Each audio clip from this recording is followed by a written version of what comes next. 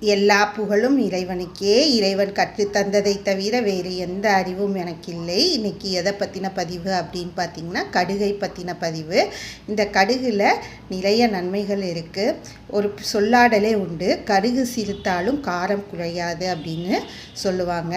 இந்த கடுகில் பார்த்திங்கன்னா நிறைய மருத்துவ குணங்கள் இருக்குது. எலும்புகளை வலுப்படுத்தக்கூடியது, இருமலை கட்டுப்படுத்தக்கூடியது, விஷத்தை முறிக்க வல்லது. அதாவது பூச்சிக்கடி, வண்டுக்கடி எல்லாம் ஏற்பட்டால் அதில் ஏற்படுகின்ற விஷத்துங்களெல்லாம் முறிக்கக்கூடியது, ஜீரண கோளாறுகளை சரி செய்யக்கூடியது, ஒற்றை தலை வலியை போக்கும் தன்மை கொண்டது, விக்கல் ஏற்படுது இல்லையா, அதை கட்டுப்படுத்தக்கூடியது, இரத்தத்தை சுத்தப்படுத்தக்கூடியது.